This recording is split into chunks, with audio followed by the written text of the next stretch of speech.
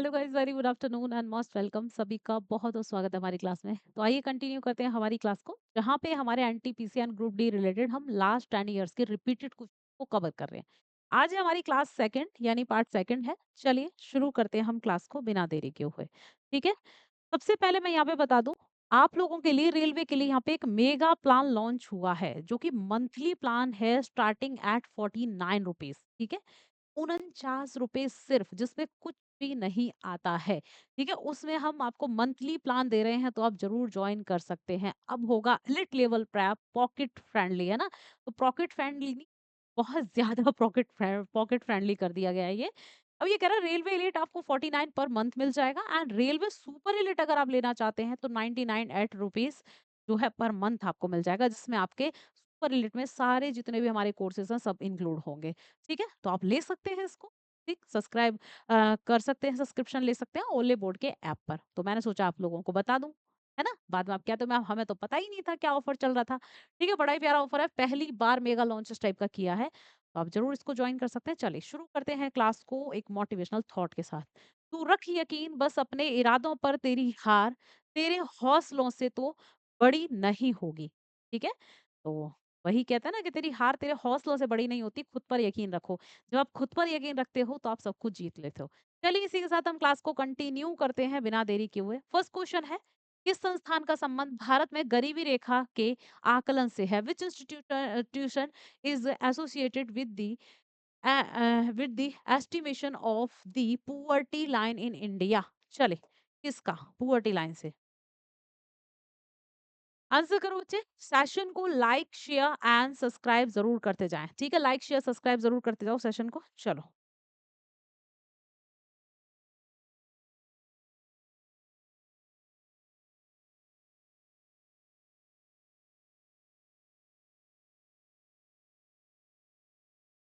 क्या बच्चा, तो ये है राष्ट्रीय प्रतिदर्शी सर्वेक्षण संगठन। ठीक है, national sample survey organisation. Option हमारा क्या हो जाएगा? डी।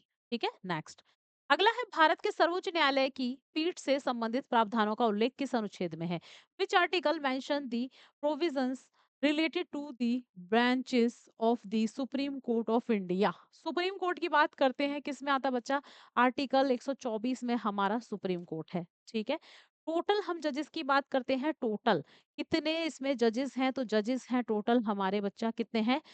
33 + 1 यानी टोटल 34 हमारे क्या है इसमें जज हैं, 34 है ना। ओके, सीजेआई को मिलाकर। ठीक है। तो आंसर हमारा क्या होगा? ये कह रहा है सर्वोच्च न्यायालय की पीठ से रिलेटेड। ठीक है। तो ये प्रावधान करता है, कौन सा आर्टिकल है? आर्टिकल 130। ठीक है। तो ये आर्टिकल क्या होगा? 130। ओके। अब यहाँ पे आर्टिकल दे रखे हैं हमारे कुछ, चलिए इन आर्टिकल्स को हम लोग कर ले रहे हैं। ठीक है, चलिए। किससे रिलेटेड है हमारे? ये कह रहा है सर्वोच्च न्यायालय से संबंधित प्रमुख अनुच्छेद, संविधान के भाग 5 संघ में अध्याय 6। ठीक है, चले तो देखते हैं कुछ आर्टिकल्स हैं हमारे चैप्टर। किसमें है बच्चा? हमारे जो है पार्ट 5 की बात कर रहा है ऑफ कॉन्स्टिट्यूशन, चैप्टर 6 में है। ठीक है, ओके। यूनियन, ये कह रहा है द यूनियन जुडिशरी। आर्टिकल 124 कहता है भारत में एक कोर्ट होगा जिसको हम सुप्रीम कोर्ट कहेंगे, इसके स्टैब्लिशमेंट की बात करता है। आर्टिकल 125 जो है न्यायाधीशों के जो वेतन भत्ते यानी सैलरीज यानी अलोवेंस की बात करता है। ठीक है, ओके। 126 जो है कार्यकारी मुख्य न्यायाधीश की नियुक्ति करता है, अपॉइंटमेंट करता है। जो एक्टिंग चीफ जस्टिस होते हैं ना, उनकी बात करता है। ठीक है। 127 जो आर्टिकल है हमारा कहता है तदर्थ यानी एड हॉक न्यायाधीशों की नियुक्ति करता है। ठीक है, एड हॉक। ठीक है। 128 की बात करते हैं, ये बात करता है बच्चा सर्वोच्च न्यायालय की बैठकों में सेवानिवृत्त न्यायाधीशों की उपस्थिति। ठीक है, रिटायर्ड जजेस के बारे में बताता है। जो भी सुप्रीम कोर्ट की जो मीटिंग्स होगी उसमें रिटायर्ड जजेस की अपॉइंटमेंट के बारे में बात करता है। ठीक है। Article 129 supreme court to be a court of recorded यानी सुप्रीम कोर्ट का रिकॉर्ड ये न्यायालय होना यानी अभिलेखीय न्यायालय होना। ठीक है। और 130 सर्वोच्च न्यायालय का स्थान यानी सीट की बात कर रहा है, जो कि अभी हमारा क्वेश्चन था, उसकी सीट या पीठ, है ना, यही क्वेश्चन तो था हमारा। ठीक है, चले तो ये आर्टिकल्स याद रखेंगे। देखते हैं नेक्स्ट। प्रीत एक महासागर के बारे में लिखते हैं जो उत्तरी अमेरिका के यूरोप से अलग, उत्तरी अमेरिका को यूरोप से अलग करता है। यह कौन सा महासागर है? ठीक है, ये कह रहा प्रीत। प्रीत जो है एक राइटर है, वो लिखते हैं, है ना, एक जियोग्राफर है। ठीक है। तो ये कह रहा है सेपरेट करता है नॉर्थ अमेरिका को यूरोप से। तो कौन से ओशन के बारे में लिखते हैं? तो बच्चा ये कौन करता है? नॉर्थ अमेरिकन कॉन्टिनेंट को यूरोप से सेपरेट करता है अटलांटिक ओशन। कौन सा? Atlantic ocean. क्योंकि इधर यूरोप है, इधर नॉर्थ अमेरिकन कॉन्टिनेंट है, बीच में अटलांटिक ओशन है। ठीक है? चलिए नेक्स्ट। तो देखो ये दे रखा है ना, ये यूरोप है, ये यूरोपियन कंट्रीज है, नीचे तो ये तो अफ्रीका है, ये अफ्रीका है, ये ऊपर यूरोप है। ठीक है? यूरोपियन कंट्रीज हैं सारी। तो ये क्या कर रहा है? नॉर्थ अमेरिकन कॉन्टिनेंट को सेपरेट कर रहा है अटलांटिक ओशन। ठीक है? ओके। चलिए नेक्स्ट। विश्व के पहले लकड़ी के उपग्रह को कक्षा में प्रक्षेपण के लक्ष्य वाले मिशन का नाम क्या है? ठीक है? तो ये कह रहा है वर्ल्ड्स फर्स्ट वुडन सैटेलाइट। ठीक है? जो कि किसने लॉन्च किया था? जापान ने। ये कह रहा है नासा और जाक्सा का संयुक्त मिशन है। ठीक है? जाक्सा जो जापानीज क्या है बच्चा? जापान की स्पेस एजेंसी है। पहले जापान का ही ये प्रपोजल है, फिर इसमें नासा ऐड हो गया, नासा यानी United states of America add हो गया। ठीक है? इनका जॉइंट मिशन है, इसका नाम क्या है? ठीक है? तो आंसर करेंगे जल्दी से।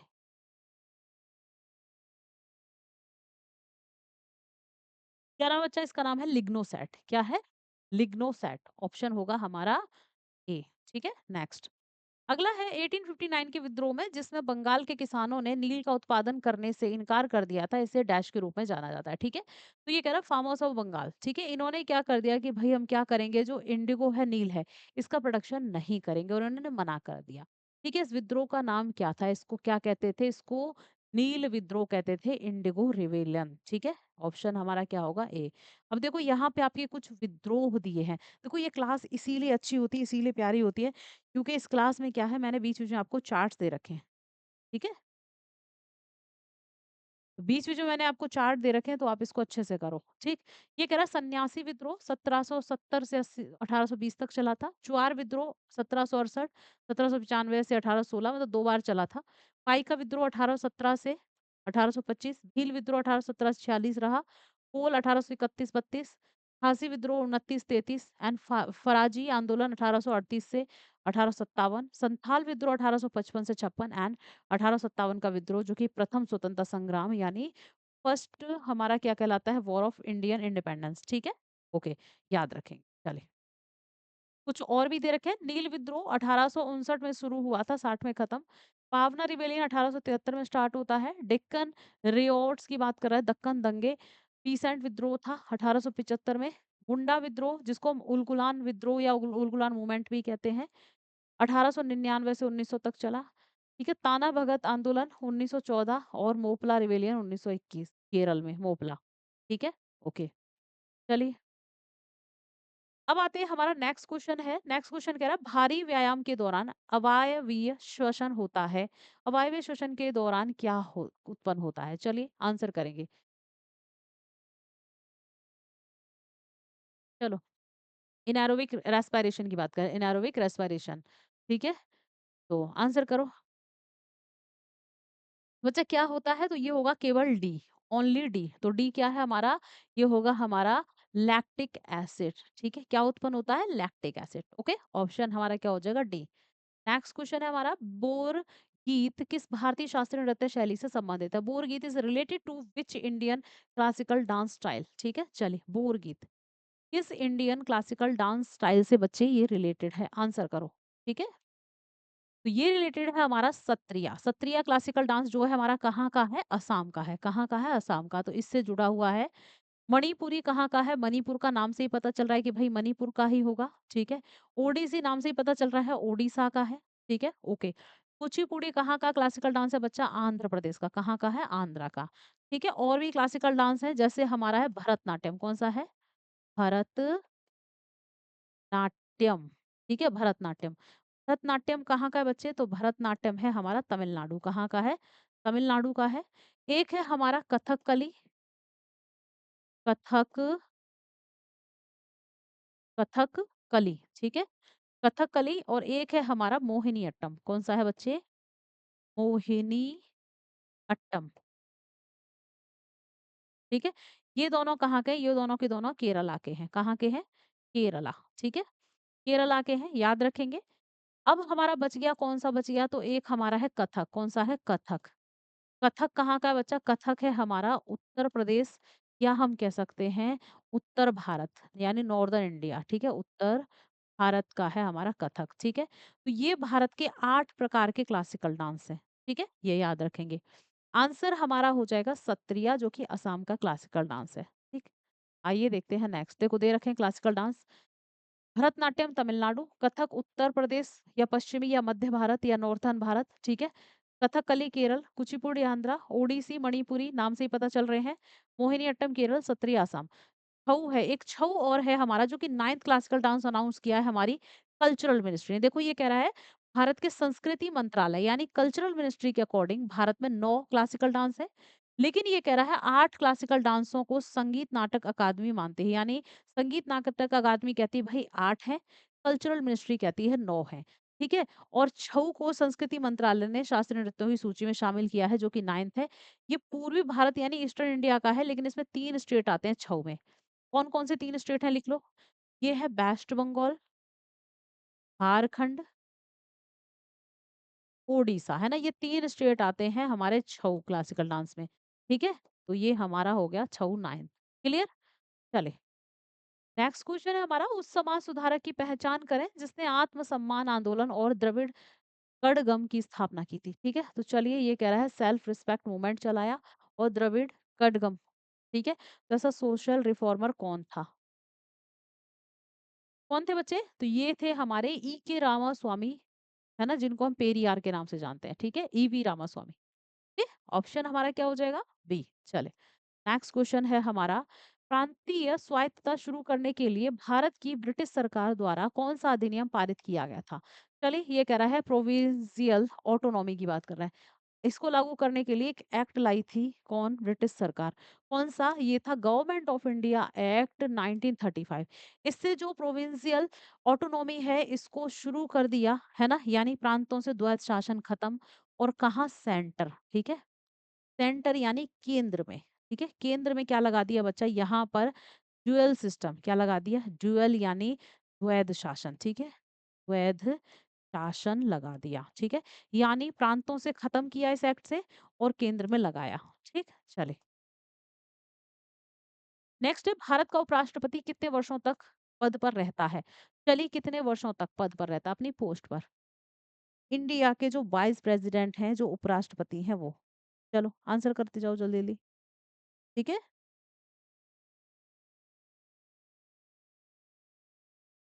कितने वर्षों तक रहते हैं बच्चे? ये 5 वर्षों तक, लेकिन इनको प्रेसिडेंट ऑफ इंडिया कभी भी हटा सकते हैं। ठीक है, ये भी याद रखना है। वैसे 5 साल के लिए पॉइंट होते हैं, लेकिन भारत के राष्ट्रपति हटा सकते हैं। गल्फ स्ट्रीम डैश उदाहरण है। बच्चे क्या है? गर्म जल धारा यानी वार्म ओशनिक करंट है, कोल्ड ओशनिक करंट है, वेव्स है, विंड्स है। तो गल्फ स्ट्रीम क्या है? चलिए, अच्छा, ये हमारी वार्म ओशियन करंट है, जो कहाँ चलती है? यूनाइटेड स्टेट्स अमेरिका के बॉर्डर पर, यानी मैक्सिको वे के पास। ठीक है, मैक्सिको की खाड़ी जो है इसके पास, ठीक है, चलती है। ठीक है, कौन सी? हमारी गल्फ स्ट्रीम। चले, ओके, नेक्स्ट। मौर्य काल के बाद निम्न में से किस राजवंश ने रेशम मार्ग को नियंत्रित किया? चलो आंसर करो।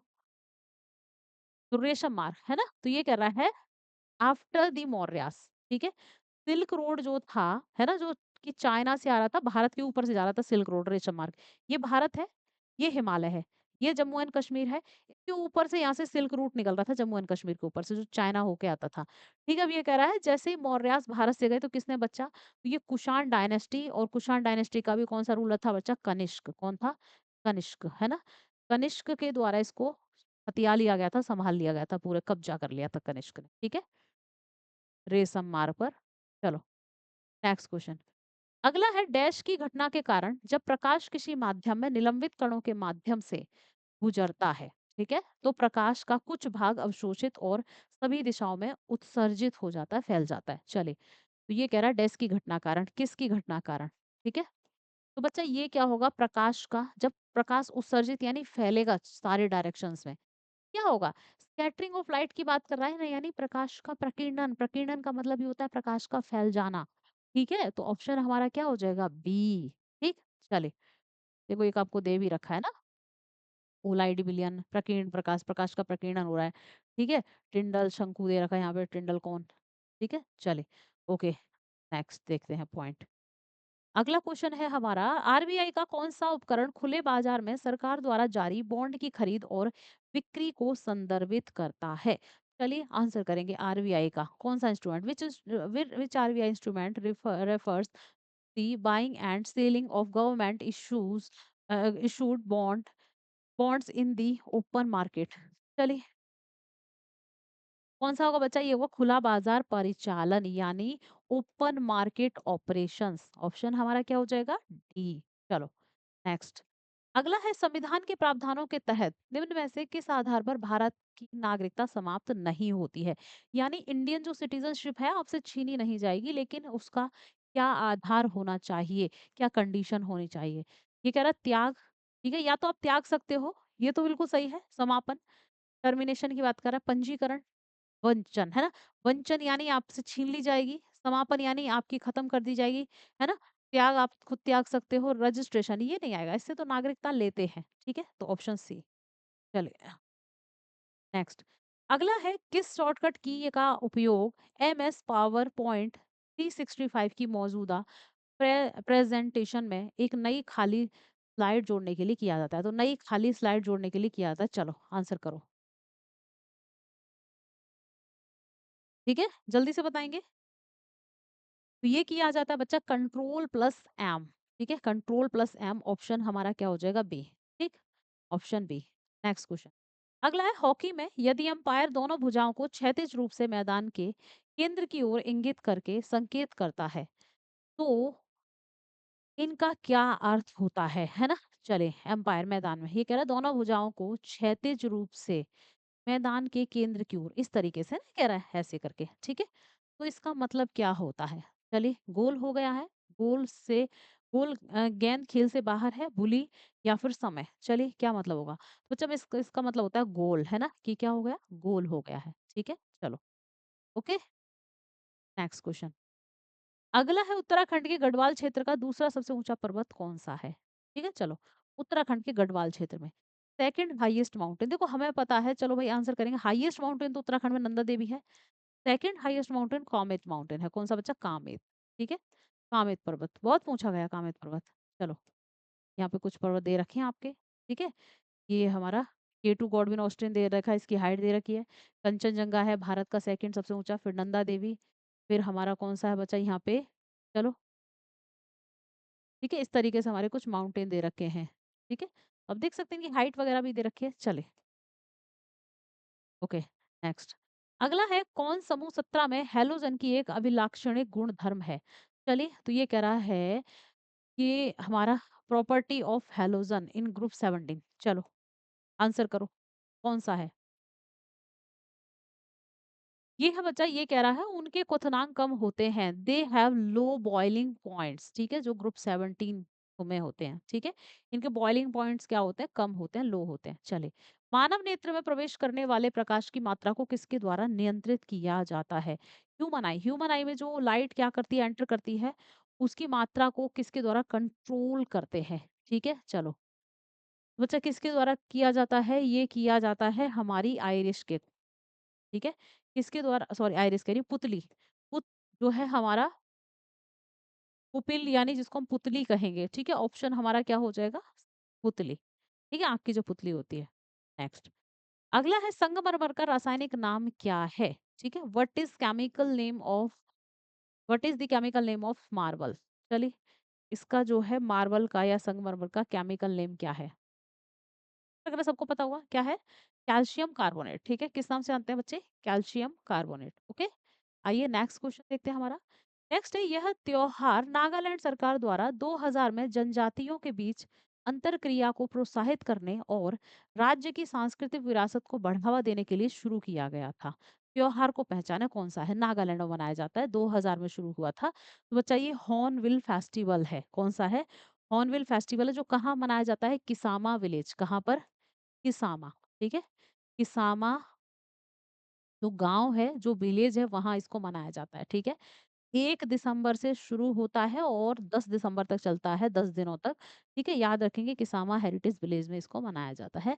हॉर्नबिल फेस्टिवल है। ठीक है, चले नेक्स्ट। कौन सा प्रावधान संविधान का भाग सही सुमेलित नहीं है?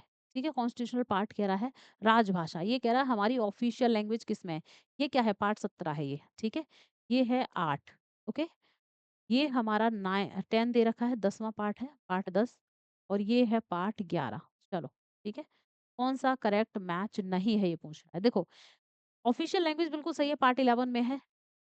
केंद्र शासित प्रदेश यानी हमारा यूनियन टेरिटरी बिल्कुल सही है, 8 में है।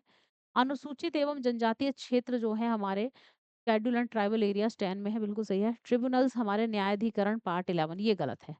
ठीक है, ट्रिब्यूनल्स हमारे इसमें नहीं है। ठीक है, चलिए। किसमें है ट्रिब्यूनल्स, कौन बताएगा? चलो आंसर करो। न्यायाधिकरण यानी ट्रिब्यूनल्स किस पार्ट में है? बताओ जल्दी से। चलो, ठीक है। अच्छा, कमेंट करते जाएँगे, शेयर करते जाएँगे क्लास को। लाइक, शेयर एंड कमेंट करते जाना है क्लास को, ठीक है? भारत में निम्न में से किस प्रकार की वनस्पति में चंदन के वृक्ष पाए जाते हैं? चलिए, सैंडवुड। किस टाइप की हमारी वेजिटेशन में मिलेंगे सैंडवुड? आंसर करो। बच्चे ये मिलते हैं हमारा उष्णकटिबंधीय पर्णपाती one, tropical deciduous forest, okay? जिनके पत्ते झड़ जाते हैं, पर्णपाती, ठीक है? ओके, आगे देखते हैं। अब देखो यहाँ पे दे रखा है उष्णकटिबंधीय पर्णपाती वनों के बारे में कुछ दे रखा है। भारत में सबसे व्यापक वन है, यानी सबसे ज़्यादा फैले हुए हैं, सबसे ज़्यादा यही है। इन्हें मानसून वन भी कहा जाता है। क्या कहेंगे बच्चा? मानसून फॉरेस्ट भी कहते हैं इन्हें, ठीक है? क्योंकि इन जंगलों में पेड़ शुष्क मौसम के दौरान अपने पत्ते गिरा देते हैं और मानसून के दौरान फिर से उग जाते हैं। है ना? ये पत्ते गिरा देते हैं सूखे मौसम के समय, मानसून के समय फिर से इन पे लीव्स आ जाती हैं, इसीलिए ना मानसून फॉरेस्ट भी कहते हैं। अब ये उन क्षेत्रों में अधिक होते हैं जहाँ 770 से 200 सेंटीमीटर के बीच वर्षा होती है ना, रेनफॉल इतनी होती है, वहाँ मिलेंगे। अब ये कह रहा है जंगलों का औसत तापमान यानी टेम्परेचर हमारा 30 डिग्री सेल्सियस होता है यहाँ पे, ठीक है। इन वनों में आर्द्रता 80 से 90% होती है, यानी जो हमारी क्या है ह्यूमिडिटी है 80 टू 90% होती है। ये सारी क्या है जो हम कहें विशेषता है हमारे डिसीडियस फॉरेस्ट के, ठीक है। चलिए नेक्स्ट। उत्तर वैदिक काल के दौरान निम्न में से किन नदियों का उल्लेख किया गया है? पोस्ट वैदिक पीरियड। पोस्ट वैदिक पीरियड की बात करें तो कब से कब तक था? 1000 बीसी से लेकर और बच्चा ये था हमारा 600 बीसी, ठीक है। पोस्ट वैदिक जिसको हम क्या कहते हैं? लेटर वैदिक, ठीक है, लेटर, ठीक है, लेटर वैदिक या उत्तर वैदिक। तो कौन कौन सी नदियां हैं इसमें? तो इसमें जो है मेंशन किया गया बच्चा, गंगा यमुना सरस्वती का, ठीक है। ऑप्शन हो जाएगा हमारा डी, गंगा। ये क्या कह रहा है? उल्लेख किया गया है। सॉरी, गंगा यमुना, सरस्वती नहीं है, गंगा और यमुना का किया गया, ठीक है। चलिए, ओके, ठीक। चलो, गंगा यमुना। नेक्स्ट। अगला क्वेश्चन है हमारा, 1897 में रामकृष्ण परमहंस के शिष्य स्वामी विवेकानंद ने डैश में रामकृष्ण मिशन की स्थापना की। रामकृष्ण मिशन कब? 1897 में, ठीक है। स्वामी विवेकानंद के द्वारा स्टैब्लिश किया गया था। इनके गुरु थे रामकृष्ण परमहंस, ठीक है। इनकी याद में कहाँ की थी? तो ये की थी बच्चा वेस्ट बंगाल, कोलकाता। कोलकाता के पास बेलूर, बेलूर मठ था, बेलूर मठ, ठीक है, यहाँ पर। ओके, चले। किस समिति की सिफारिशों पर नागरिकों के मौलिक कर्तव्यों को संविधान में जोड़ा गया था? मौलिक कर्तव्य, फंडामेंटल ड्यूटीज, है ना? फंडामेंटल ड्यूटीज जो कि हमारी किस आर्टिकल में आती है बच्चा? तो आर्टिकल है 51A, ठीक है। किस पार्ट में आती है? पार्ट है हमारा 4A। कहाँ से ली गई है? तो रशियन कॉन्स्टिट्यूशन से। कहाँ से हमने? रशिया, ठीक है। रशियन कॉन्स्टिट्यूशन से हमने ऐसा प्रावधान लिया है फंडामेंटल ड्यूटीज का। कब जोड़ी गई थी? तो ये जोड़ी गई थी 42nd कॉन्स्टिट्यूशनल अमेंडमेंट, जो कि हमारा कब होता है बच्चा? 1976। इससे हमने कॉन्स्टिट्यूशन में 10 फंडामेंटल ड्यूटीज को बच्चा क्या किया? ऐड किया। एंड हमारा 86th कॉन्स्टिट्यूशनल अमेंडमेंट जो कि 2002 में होता है, ठीक है। इससे हमने हमारे कॉन्स्टिट्यूशन में एक और यानी 11th फंडामेंटल ड्यूटीज जोड़ दी, तो टोटल हमारी 11 फंडामेंटल ड्यूटीज हैं, ठीक है। तो ये कौन-सी थी? स्वर्ण सिंह समिति, सरदार स्वर्ण सिंह कमेटी। ऑप्शन हमारा हो जाएगा डी, ठीक है। चलिए नेक्स्ट। अगला क्वेश्चन है, 2011 की जनगणना के अनुसार साक्षरता दर का निम्न में से कौन सा जोड़ा सही है? लिटरेसी रेट की बात कर रहे हैं, ठीक है। महिला लिटरेसी रेट बता रहा है इतना है भैया, पुरुष इतना है, ठीक है। तो सही हमारा क्या है? हमारा मेल लिटरेसी रेट है 82.14%, ठीक है। फीमेल लिटरेसी रेट हमारा 65 है, 65.46% है। भारत का लिटरेसी रेट बात करें, भारत, ठीक है। तो बच्चे भारत का कितना है? तो भारत का है हमारा 74.04%, ठीक है। तो ये हमारा लिटरेसी रेट याद रखना। ओनली हमारा वन यहाँ पे सही है, ठीक है, ऑप्शन बी। चले, ओके, ठीक है, ओनली बी सही है।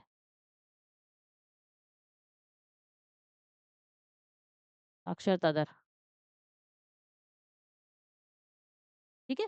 आते हैं नेक्स्ट क्वेश्चन। अगला क्वेश्चन आज का होमवर्क लेते जाओ। 2008 से 2010 की मंदी के कारण उत्पन्न बेरोजगारी निम्न में से किस प्रकार की बेरोजगारी है? ठीक है, तो चलिए किस टाइप की है ये होमवर्क है, आराम से कर देना कमेंट बॉक्स में। कल नाम अनाउंस करते हैं किस बच्चे ने होमवर्क किया था।